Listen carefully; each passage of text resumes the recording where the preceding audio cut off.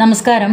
ഞാൻ ഇന്ന് വണ്ടിക്കാളകൾ എന്ന നോവലിൻ്റെ വായനാനുഭവമാണ് പങ്കുവയ്ക്കാൻ ആഗ്രഹിക്കുന്നത്.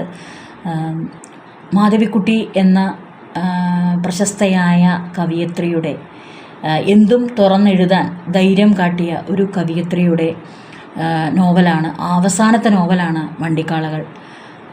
ഒരു പക്ഷേ എനിക്ക് തോന്നുന്നത് ആ സമയത്ത് മാധവിക്കുട്ടിയുടെ വികാരവിചാരങ്ങൾ ഏതു തരത്തിലായിരുന്നു എന്ന് ഒരു വായനക്കാരനെ സംബന്ധിച്ചിടത്തോളം മാധവിക്കുട്ടിയുടെ മനസ്സ് വായിക്കാൻ നമുക്ക് ചിലപ്പോൾ ആ നോവലിലെ പല വരികളിൽ കൂടിയും കഴിയുമായിരുന്നു.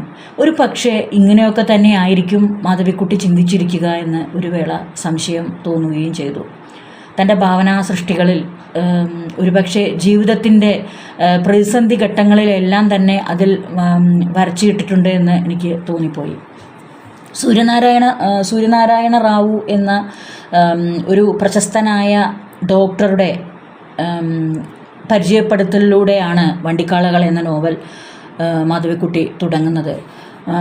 മുംബൈ ആസ്ഥാനമാക്കി പ്രവർത്തിക്കുന്ന ഒരു വലിയ ഹോസ്പിറ്റലിൻ്റെയും അതിൽ പ്രവർത്തിക്കുന്ന ഡോക്ടർമാരുടെ മാനസികമായിട്ടുള്ള വശങ്ങളിലൂടെയും അതുപോലെ തന്നെ ആ സമയത്തുണ്ടായിരുന്ന പല പ്രശ്നങ്ങളുടെ ഇടയിൽ ഈ ഡോക്ടർമാർ ചെന്ന് ചാടുന്നതും അതിലവരനുഭവിക്കുന്ന വ്യഥകളും സ്ത്രീ മനസ്സുകളുടെ പലതരം 2-3 വ്യക്തികളിലൂടെ അത് പറഞ്ഞു പോകുന്നുണ്ട്. പലതരം വിചാരങ്ങളിലൂടെയും ഒക്കെ വണ്ടിക്കാളകൾ നടന്നു നീങ്ങുന്നുണ്ട്. ഡോക്ടർമാരുടെ ഒരു സമൂഹം അനുഭവിക്കുന്ന ചുമതലകളുടെയും ഉത്തരവാദിത്തങ്ങളുടെയും ഭാണ്ഡക്കെട്ടും പേറി പോകുന്ന ഡോക്ടർമാരെല്ലാം തന്നെ ഒരുപക്ഷെ വണ്ടിക്കാളകൾ എന്ന പേര് അനർത്ഥമാക്കുന്നതാണ്. വണ്ടിക്കാളകൾ എന്ന നോവലിൽ ഒരുപാട് കഥാപാത്രങ്ങൾ വന്നു പോകുന്നുണ്ട്. ഒന്ന് സൂര്യനാരായണ റാവു, അദ്ദേഹത്തിൻ്റെ പത്നിയായ കാമേശ്വരി, അതുപോലെ തന്നെ ഹോസ്പിറ്റലിലെ മറ്റ് ഡോക്ടർമാരായ ഡോക്ടർ സാദിഖ് അലി, ഡോക്ടർ മോഹിനി റെഡ്ഡി, സാദിഖ് അലിയുടെ പ്രണയിനി അനസൂയാബായിയുടെ പാചകക്കാരി തുൾസാബായി, അതുപോലെ തന്നെ ഡോക്ടർ മോഹിനി റെഡ്ഡി, അദ്ദേഹത്തിൻ്റെ ഭർത്താവ് രാമചന്ദ്ര റെഡ്ഡി, മോഹിനി റെഡ്ഡിയുടെ അമ്മ, ഇങ്ങനെ പല കഥാപാത്രങ്ങൾ, ജഗ്ഗു, ചന്ദ്രി, അങ്ങനെ മദ്യം ഒഴിച്ചു കൊടുക്കുന്ന ആർദർ ലോബോ, ഇങ്ങനെ പലരും ആ ഒരു നോവലിൽ വന്നു പോകുന്നുണ്ട്.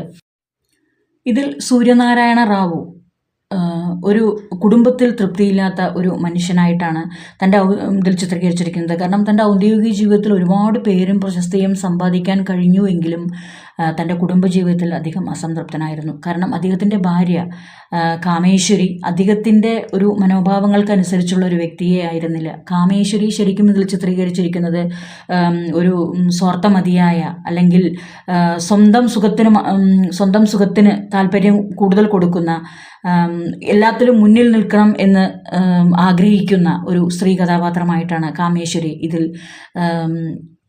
ചിത്രീകരിച്ചിരിക്കുന്നത്. സൂര്യനാരായണ റാവു ആകട്ടെ കാഴ്ചയിൽ സുന്ദരനും സുഭകനുമല്ലായിരുന്നു എങ്കിൽ കൂടിയും അദ്ദേഹത്തിൻ്റെ പ്രശസ്തി എവിടേക്കും വ്യാപിപ്പിക്കുന്ന തരത്തിലുള്ളതായിരുന്നു. തൻ്റെ എല്ലാ കുടുംബത്തിലെ വിഷമങ്ങളെക്കുറിച്ചും അദ്ദേഹം മദ്യം ഒഴിച്ചു കൊടുക്കുന്ന ആർദർ ലോബോവിനോടാണ് പങ്കുവെക്കുന്നത്. ഒരിക്കലും വീട്ടിലിരുന്ന് അധികം മദ്യം കുടിക്കാൻ ആഗ്രഹിച്ചില്ലാത്ത ഒരു വ്യക്തിയായിരുന്നു. അതുപോലെ തന്നെ ഡോക്ടർ സാദിഖ് അലി തൻ്റെ കുടുംബത്തോടൊപ്പം തന്നെ തൻ്റെ പ്രണയിനിയെയും തൻ്റെ ജീവിതത്തിലേക്ക് കൂട്ടുകയാണ്. നഗരത്തിലെ പ്രശസ്തമായ ഗാനകോകിലമാണ് അനസൂയാബായിയാണ് സാദിഖ് അലിയുടെ പ്രിയപ്പെട്ട പ്രണയിനി. ഒരിക്കലും ഈ നോവലിൽ സാദിഖ് അലി എത്രത്തോളം അനസൂയാബായിയെ സ്നേഹിച്ചിരുന്നു എന്നുള്ളതിൻ്റെ ഒരു വ്യക്തമാക്കലും നടത്തുന്നില്ല. അതിനു പകരം അനസൂയാബായി സാദിഖ് അലിയെ എത്രത്തോളം സ്നേഹിച്ചിട്ടുണ്ടായിരുന്നു, പ്രണയത്തിൻ്റെ മായയിൽ അനസൂയാബായി എത്രത്തോളം കുടുങ്ങിക്കിടന്നു എന്നുള്ളതും ഈ നോവൽ നമുക്ക് വ്യക്തമാക്കി തരുന്നു. അതായത് പ്രണയത്തിൻ്റെ ആ കുത്തൊഴുക്കിൽ അനസൂയാബായി മതിമറന്നു വീഴുകയാണ്. വിവേകബുദ്ധിയുടെ ഒരു ചെറിയ കണിക പോലും അനസൂയാബായിയിൽ പ്രകടമാവുന്നില്ല. തൻ്റെ ജാതിക്കും മതത്തിനും എതിരായ ഒരാളെ തൻ്റെ കമിതാവായി വെച്ചുകൊണ്ടിരിക്കുമ്പോൾ ചുറ്റും സമൂഹം തന്നെ അനസൂയാബായിയെ കുറ്റപ്പെടുത്തുകയാണ്. ആ കുറ്റപ്പെടുത്തലുകളിൽ തുൾസാബായി അതിൻ്റെ അരോചകത്വം തിരിച്ചറിയുകയും അനസൂയാബായിയെ ഒരുപാട് അതിൽ നിന്ന് വിലക്കുകയും ചെയ്തെങ്കിലും അനസൂയാബായി സാദിഖ് അലിയെ സ്വന്തം പുരുഷനായി തന്നെ അംഗീകരിച്ച് മുന്നോട്ട് പോവുകയായിരുന്നു. പ്രണയത്തിൻ്റെ മാസ്മരികതയാണ് ഇതിൽ കൂടുതൽ അനസൂയാബായിയെ കീഴ്പ്പെടുത്തിയത് എന്ന് ഈ നോവൽ വായിക്കുമ്പോൾ നമുക്ക് മനസ്സിലാവും. അങ്ങനെ അതുപോലെ തന്നെ ആ ഹോസ്പിറ്റലിലെ വേറൊരു ഡോക്ടറാണ് ഡോക്ടർ മോഹിനി റെഡ്ഡി. മോഹിനി റെഡ്ഡി സൗന്ദര്യത്തിൻ്റെ കാര്യത്തിൽ ഏറ്റവും ഉന്നതിയിൽ നിൽക്കുന്ന ഒരാളും പ്രശസ്തമായ ഒരു ഡോക്ടറുമായിരുന്നു. പക്ഷേ ഒരു കാർ ആക്സിഡൻറ്റിൽ മോഹിനിയുടെ മൊത്തം സൗന്ദര്യം നഷ്ടപ്പെടുകയും ഒരു ജീവശവമായി തിരിച്ചു വരികയും ചെയ്യുകയാണ്. മോഹിനി റെഡ്ഡിയുടെ ഭർത്താവട്ടെ രാമചന്ദ്ര റെഡ്ഡി ഒരിക്കലും സ്വന്തം ഭാര്യയെ അടുത്തിരുന്ന് ചികിത്സിക്കുകയോ ഒന്നിനും തന്നെ താല്പര്യം കാണിക്കുന്നില്ല. അവളുടെ സൗന്ദര്യം നഷ്ടപ്പെട്ടതോടുകൂടി ആ ഒരു വ്യക്തി അവളിൽ നിന്നും അകന്നു പോവുകയാണ്. അതിന് പകരം തന്നെ മോഹിനി റെഡ്ഡിയുടെ ഭർത്താവ് രാമചന്ദ്ര റെഡ്ഡിയും മോഹിനി റെഡ്ഡിയുടെ അമ്മയും തീർത്ഥാടനത്തിന് ഇറങ്ങുകയാണ് അസുഖം മാറുന്നതിന് വേണ്ടി. പക്ഷേ ഒരിക്കലും സൂര്യനാരായണ റാവു മോഹിനിയെ വിട്ട് അകലുന്നില്ല. ഒരു ഭർത്താവ് അല്ലെങ്കിൽ ഒരു സഹോദരൻ എങ്ങനെയാണോ ഒരു സ്ത്രീയോട് നിൽക്കുക ആ രീതിയിൽ തന്നെ, അത് ഏതു തരം ബന്ധമാണെന്ന് നമുക്ക് വിവേചിച്ചെടുക്കാൻ ആ നോവലിൽ നമുക്ക് കഴിയുന്നില്ല.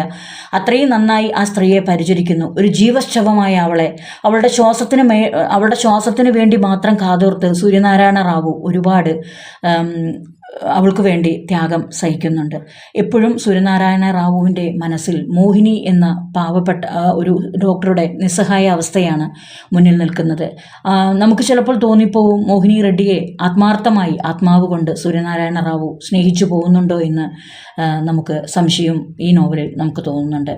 അതുപോലെ തന്നെ അതിൻ്റെ ഇടയിൽ ജഗ്ഗു ചന്ദ്രി എന്നീ രണ്ട് വ്യക്തികളും കൂടി വരുന്നുണ്ട്. അതായത് സാദിഖ് അലി ഒരു കാറപകടത്തിൽ മരണപ്പെട്ടു എന്ന് സമൂഹം മുഴുവനും വിശ്വസിക്കുമ്പോൾ അതിന് കാരണക്കാരനായത് ജഗ്ഗു ആണെന്ന് എന്നുള്ള ഒരു താല്പര്യത്തിൽ ജഗ്ഗുവിനെ അന്വേഷിച്ച് പോലീസ് സംഘം വരികയും ജഗ്ഗു അതിൽ ഒന്നും ചെയ്തിട്ടില്ല എന്ന് ജഗ്ഗുവിൻ്റെ സഹോദരി ചന്ദ്രിക്കും വളരെ നന്നായിട്ട് അറിയാമായിരുന്നു. അവർ ഒരു ദളിത് വ്യവസ്ഥയിൽ ജീവിക്കുന്ന ഒരു ആങ്ങളെയും പെങ്ങളുമായിരുന്നു. അങ്ങനെ ചന്ദ്രി ജഗ്ഗുവിൻ്റെ ഒരു വിവരവും ഇല്ലാതെ തന്നെ ചന്ദ്രി കന്യാസ്ത്രീ മഠത്തിൽ ചേരുകയും അവിടെ നിന്നും കന്യാസ്ത്രീ ജീവിതം മടുത്ത് അവിടുത്തെ പോരായ്മകൾ കണ്ടറിഞ്ഞ് അവിടുത്തെ ജീവിതം മടുത്ത് അവൾ വീണ്ടും തൻ്റെ കാമുകനായ ഒരാളിലേക്ക് തിരിച്ചെത്തുകയാണ്. പക്ഷേ അവൾ അവിടെ എത്തുമ്പോഴേക്കും അയാൾ വേറെ കല്യാണം കഴിച്ച് വേറൊരു കുടുംബജീവിതം നടത്തിക്കൊണ്ടു പോവുകയാണ്. അപ്പോൾ ഇതിൽ മൊത്തം നമുക്ക് മനസ്സിലാക്കാൻ കഴിയുന്നത് എന്ന് വെച്ചാൽ പലതരം വ്യത്യസ്ത ചിന്താഗതികളിൽ കൂടെയാണ് ഓരോ ക്യാരക്ടറും ഇതിൽ നടന്നു പോകുന്നത്. അവസാനം സാദിഖ് അലി മരിച്ചു എന്നുള്ള വിശ്വാസത്തിൽ എല്ലാവരും കരുതിയിരിക്കുമ്പോഴാണ് സാദിഖ് അലി തിരിച്ചു വരുന്നത്. സാദിഖ് അലി ഒരു സ്വാമിജിയുടെ കീഴിൽ വരികയും അനസൂയാബായിയെ വിളിച്ചു കൊണ്ടുവന്ന് അനസൂയാബായിയും സാദിഖ് അലിയും ഹിമാലയത്തിൻ്റെ താഴ്വരകളിലേക്ക് ഒരു സംഗമത്തിൻ്റെ രീതിയിൽ അത് ഒന്നിച്ചു ജീവിക്കാനായി പോവുകയും അതിൻ്റെ ഒരു ആത്മീയതയിൽ മുഴുകുന്നതുമായിട്ടാണ്. ഇതിനിടയിൽ മതം മാറാനും അനസൂയാബായി താല്പര്യപ്പെടുന്നുണ്ട്. പക്ഷേ സാദിഖ് അലി അതിന് സമ്മതിച്ചില്ല എങ്കിൽ കൂടിയും ഒരുപാട് തവണ മതം മാറാനുള്ളൊരു മനസ്ഥിതി അനസൂയാബായിക്ക് വരുന്നുണ്ട്. പക്ഷേ അവസാനം ഈ അനസൂയാബായിയും സാദിഖ് അലിയും ഹിമാലയത്തിൻ്റെ താഴ്വരകളിൽ അവരുടെ ഒരു പ്രേമത്തിൻ്റെതായിട്ടുള്ള ഒരു ആത്മീയ ലോകം പടുത്തുയർത്താൻ വേണ്ടി രണ്ടാളും ഒരുമിക്കുന്നിടത്താണ് മാധവിക്കുട്ടി കഥ പറഞ്ഞ് നിർത്തിയിരിക്കുന്നത്. അവരുടെ പ്രണയം, അവരുടെ ജീവിതം, അവരുടെ സംഗമം അതെല്ലാം തന്നെ അവിടെ വെച്ച് അവസാനിപ്പിക്കുകയാണ്. അതുപോലെ തന്നെ സൂര്യനാരായണ റാവുവിൻ്റെ മകൻ വിദേശത്ത് നിന്നും തിരിച്ചു വരികയും തൻ്റെ അച്ഛനെയും അമ്മയെയും സ്വീകരിക്കുകയും ചെയ്യുന്നു. പക്ഷേ മകൻ്റെ നീഗ്രോവായിട്ടുള്ള പുത്രവധുവിനെ സ്വീകരിക്കാൻ കാമേശ്വരിയുടെ ഒരു സങ്കുചിതമായിട്ടുള്ള മനസ്സുള്ള കാമേശ്വരിയുടെ മനസ്സ് തയ്യാറാവുന്നില്ല.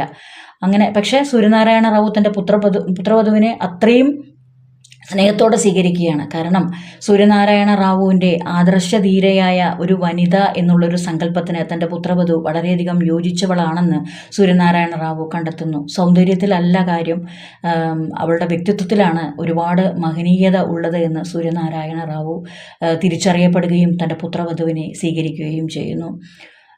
അങ്ങനെ സൂര്യനാരായണ റാവുവിൻ്റെ കഥയും അവിടെ അവസാനിക്കുന്നു. അതുപോലെ തന്നെ മോഹിനി റെഡ്ഡി രാമചന്ദ്ര റെഡ്ഡി തീർത്ഥാടനത്തിന് ഇറങ്ങുന്ന ഒരു സമയത്ത് മോഹിനി റെഡ്ഡിയെയും കൊണ്ട് അസുഖം മാറാനായി ഏതോ ഒരു പൂജാരിയുടെ അടുത്ത് കൊണ്ടുപോവുകയാണ്. ആ ഒരു പൂജാരിയുടെ അടുത്ത് കൊണ്ടുപോകുന്ന ആ പോക്കിൽ തന്നെ അവിടെ വെച്ച് ഒരു വെള്ളിയാഴ്ച മോഹിനി റെഡ്ഡി മരണപ്പെടുന്നു. മോഹിനി റെഡ്ഡിയുടെ മരണത്തിൽ സൂര്യനാരായണ റാവുവിന് പലതരം സംശയങ്ങളുണ്ടെങ്കിലും രാമചന്ദ്ര റെഡ്ഡി അതിനെ പലതരം സംഭാഷണങ്ങൾ കൊണ്ട് അത് മുടക്കുന്നു. അങ്ങനെ മോഹിനി റെഡ്ഡി ഒരു അന്ധവിശ്വാസത്തിൻ്റെ ഒരു കണികയായിട്ട് ചിലപ്പോൾ മരിച്ചു പോയേക്കാമെന്ന് നമുക്ക് വായനക്കാർക്ക്, അതുകൊണ്ടായിരിക്കും മരിച്ചുപോയത് എന്ന് വായനക്കാർക്ക് തോന്നും. അങ്ങനെയാണ് ഇതിൻ്റെ ഒരു വണ്ടിക്കാളകളുടെ ഒരു കഥ അവസാനിക്കുന്നത്. ഓരോ കഥാപാത്രങ്ങളും തങ്ങളുടെ വ്യത്യസ്തമായ ചിന്താഗതികളും രീതികളും കൊണ്ട് വണ്ടിക്കാളകളെ സമ്പൂർണ്ണമാക്കിയെടുത്തു. ഈ പരമാനന്ദമോ പുണ്യം ചെയ്തവർക്ക് ദൈവം ഒരുക്കി വച്ചിരിക്കുന്നത്? താൻ യഥാർത്ഥ മുസ്ലിമായോ? ഇത് മുസ്ലിങ്ങൾ വന്നെത്തുന്ന സ്വർഗമാണോ? പക്ഷേ സാദിഖ് ഒരു ഹിന്ദു സന്യാസിയുടെ വസ്ത്രങ്ങൾ ധരിച്ചിരിക്കുന്നു. ഇതാണോ മുസ്ലിങ്ങളുടെ സ്വർഗം? അനസൂയ ചോദിച്ചു. ഇത് സ്വർഗമാണ്, പക്ഷേ ഈ പ്രദേശത്ത് ആർക്കും മതമില്ലാതെയാവുന്നു. സ്വർഗത്തിലേക്ക് മതം കളങ്കപ്പെടുത്തിയവർക്ക് പ്രവേശനമില്ല. മതം പരിപൂർണതയെ നശിപ്പിക്കുന്നു. ശുദ്ധി, വിശുദ്ധി, പരിശുദ്ധി ഇവർക്കൊന്നും മതത്തിൻ്റെ കളങ്കം തട്ടാൻ പാടില്ല.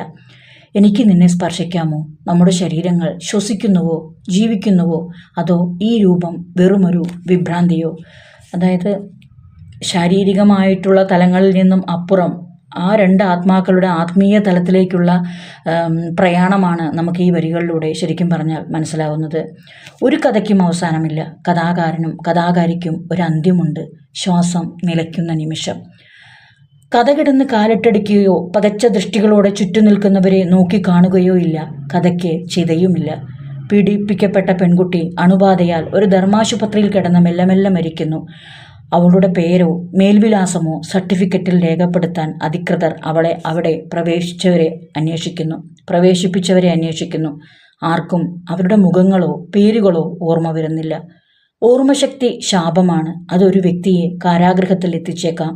കഴുമരത്തിലും ഒന്നും കാണാതെ കേൾക്കാതെ ഉരിയാടാതെ ജീവിക്കുവാൻ പഠിച്ചവർക്ക് ദീർഘായുസ്സും യശസ്സും യഥേഷ്ടം വന്നുചേരും. എൻ്റെ കഥയ്ക്ക് ഞാൻ ആഗ്രഹിച്ച പ്രതികരണം ലഭിച്ചില്ല.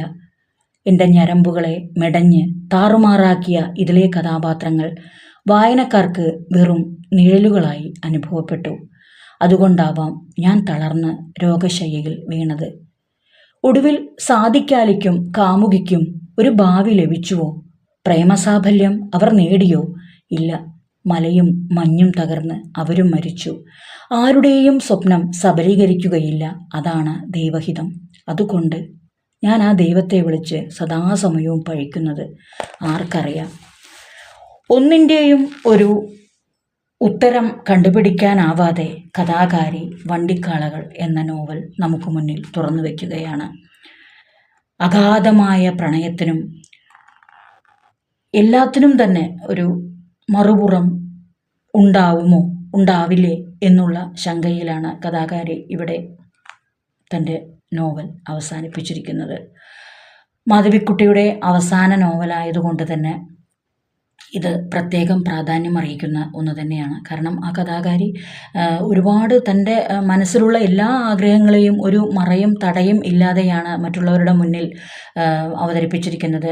മാധവിക്കുട്ടിയുടെ പല ഇൻ്റർവ്യൂകളും കാണാൻ ശ്രമിച്ചപ്പോൾ അതിൽ നിന്നൊക്കെ മനസ്സിലായത് ഇത് തന്നെയാണ്. കാരണം ഒരിക്കലും ഒരു പ്രണയത്തിൻ്റെയോ പ്രേമത്തിൻ്റെയോ പിന്നാലെ പോയി അതിൽ ഒരു പൈങ്കിളിക്കഥയിലെ നായികയെ പോലെയോ ഒന്നുമല്ല മാധവിക്കുട്ടിയുടെ യഥാർത്ഥ ജീവിതം ഉണ്ടായിരിക്കുന്നത്.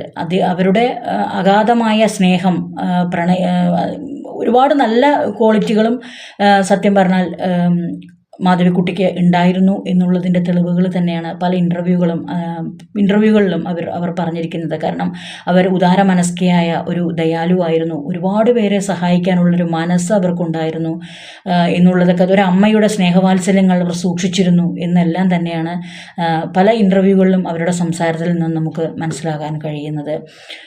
അതുകൊണ്ട് തന്നെ മാധവിക്കുട്ടി എന്നും സ്നേഹിക്കുന്ന ഹൃദയങ്ങളിൽ ചിരപ്രതിഷ്ഠയോടുകൂടി തന്നെ നിലനിൽക്കുക തന്നെ ചെയ്യും എന്ന് വിചാരിക്കുന്നു.